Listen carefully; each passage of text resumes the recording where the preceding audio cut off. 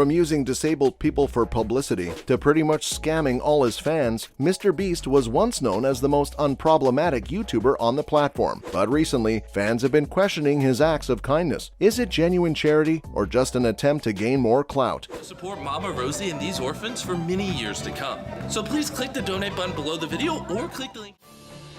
Basically, we went to a restaurant owner and we were like, hey, I want to use your restaurant. They didn't think we were being... Mom, I told you dropping out of college was a good idea. And lo and behold, I met him at 1.5 million subscribers, somewhere in that. Well, some fans think it's all for publicity. MrBeast's recent stunt of helping blind people see for the first time was met with mixed reactions. While many praised his generous act, others accused him of using people with disabilities and people with low income by using them for views. And that's where things get a little crazy. People were talking about how there was something demonic about the whole thing. But even before this scandal, people had already started to question his authenticity. In 2021, a Reddit user on the Unpopular Opinion said they found MrBeast insufferable. He talked about how the internet star was once making jokes about killing himself with various things while commentating on intros. He also bragged about how much of a good person he is now, mentioning that he always gave out money to people in his videos. The post concluded with the opinion that MrBeast's ever-growing fame seemed to have made him disingenuous. We will be planting 20 million trees. Team Trees was launched on... I cannot express in words just how amazing the YouTube community was. I don't like... No, man. After it happened, we actually went... And that spending his wealth on others was just a way of keeping up appearances. Not to mention he actually has a homophobic past. When MrBeast first burst onto the YouTube scene as a teenager, he did what many other teens do on the internet, said things he would later really regret. After all, getting caught up in saying something silly or offensive when you're young and trying to build an audience is easy. Well, MrBeast has quite a history of using homophobic slurs. Not only had he made jokes about it in some of his videos, but he'd also used homophobic slurs regularly on Twitter, both when interacting with fans and haters. I don't know about you, but this one really took me by surprise. The Atlantic took a deep dive into MrBeast's history of using offensive language online, and the article was not kind to him. When asked to comment, all MrBeast said was that he wasn't offensive to anyone and tried to brush it off like no one really cared. But people do care about this kind of thing, and MrBeast's response didn't go over well with the public. In the wake of the article, it seems that MrBeast has toned down his language on Twitter. He also doesn't make jokes at the expense of any one group of people anymore, but that hasn't stopped him from creating a toxic workplace. Try not to be too mad at me.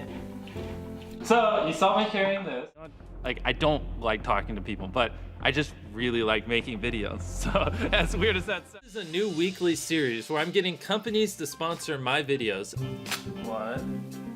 MrBeast is no longer a one-man show. He now has an entire team helping him to create his wild and wacky videos. And wouldn't it be a dream to work for him? But it isn't all rainbows and sunshine behind the camera. According to some of his past employees, MrBeast's management style isn't exactly award-winning. The New York Times interviewed ex-employees and uncovered some shocking stories. Matt Turner used to edit videos for MrBeast, but claims he was never credited for his work. He also said that the YouTuber would insult and berate him daily, saying that he would stoop as low as to use a phrase used to insult people with mental disabilities. Things weren't any better for Nate Anderson, who quit his editing job after just a week. He even went on to share his experience in a video titled "My Experience Editing for MrBeast," but it was quickly removed after he received death threats from angry MrBeast fans. Yikes! The New York Times spoke to nearly a dozen ex-employees of MrBeast, who had all had bad experiences working with him. From lack of credit and unrealistic expectations to frequent verbal abuse, it seems like MrBeast might need to do some soul-searching and make some changes if he wants to keep his squeaky clean online persona intact. Not only are his employees criticizing him, but even his fans, especially when his squad game video was not perceived well. Part of being a YouTuber is capitalizing on the latest cultural sensations, and MrBeast knows this better than most, doesn't he? But when he tried to recreate scenes from the popular Netflix show Squid Game, but his good intentions quickly hit a sour note. In classic MrBeast style, he had participants play play through the game featured in the show, with huge cash prizes for the winners. But he failed to consider that Squid Game was actually trying to criticize wealth disparity, something his video seemed to flaunt. So I wasn't really surprised when the video sparked a lot of backlash online. People online felt disappointed and criticized the video, but this didn't stop it from racking up millions of views. In the end, MrBeast quickly moved on to other projects and swept the whole thing under the rug. And that's exactly what he did with the problematic Clubhouse meeting. When YouTube star MrBeast took over an audio app event in early 2021, he had no idea it would turn into a bit of a fiasco. With 1,400 listeners, the event was running smoothly until Clubhouse host Farouk Sarmad asked for a chance to talk. Apparently, MrBeast actually kicked Sarmad out of the meeting, saying, "I can't spell your name, so I'm going to vote you out." Farouk Sarmad was understandably upset and quickly called MrBeast out for his behavior. But the YouTuber's fans were quick to come to his defense on Twitter, claiming that Sarmad had misunderstood what he said. But from Farouk's perspective, I have to say, it seemed like a pretty clear offense to him, and that's not even the worst of it. Let's not forget the whole cryptocurrency scandal, shall we? MrBeast always loved to keep up with the latest trends, and at one point he took an interest in cryptocurrency. Unfortunately, his recent venture into the blockchain didn't quite go according to plan. When he gave Refinable, a new cryptocurrency, a shout out on Twitter, it sent the value of the coin skyrocketing. In fact, Gfinity Esports reckons that MrBeast's shout out is what caused the coin to launch at $8.35 per coin, a whopping 25 times more than it was expected to launch at. Unfortunately, it seems that MrBeast's luck has run out. Refinable's price is now less than 5 cents per coin, meaning all those who bought in on the ground floor have made a huge loss. A lot of MrBeast's fans felt scammed after buying into Refinable due to his promotion, and there's even speculation that the coin was part of a pump and dump scheme, where the price is artificially inflated so only a select few can make a profit before it tanks. Some fans have questioned whether MrBeast was aware of the scheme and used his followers for profit. A lot of people asked for a statement on the situation, but like always, he never said a thing. And just when it seemed like MrBeast's reputation couldn't get any worse, he decided to appear on Joe Rogan's podcast. The YouTube star faced a lot of backlash from fans after coming on his podcast. This isn't too surprising, since Rogan has been notorious for causing controversies in recent years. From its platforming of inaccurate vaccine information during the global COVID-19 pandemic to multiple instances of using racially charged slurs, it's clear that being associated with him can bring negative attention. This was especially concerning for MrBeast and his team, considering how much he values his reputation. Despite this, MrBeast still decided to go ahead with the podcast appearance. This was probably because Rogan and MrBeast are two of the biggest content creators around, and they had a lot to discuss. Many fans were disappointed that he went on the show and felt like it didn't reflect well on MrBeast's character. But in reality, this was likely just an opportunity for the YouTuber to open up his content to a wider audience and reach new people. By donating 20,000 pairs of shoes,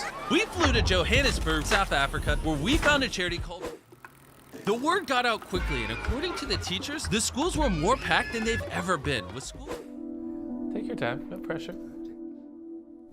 Everything looks so more clear. Yeah. And that's all for why MrBeast might not be so unproblematic after all.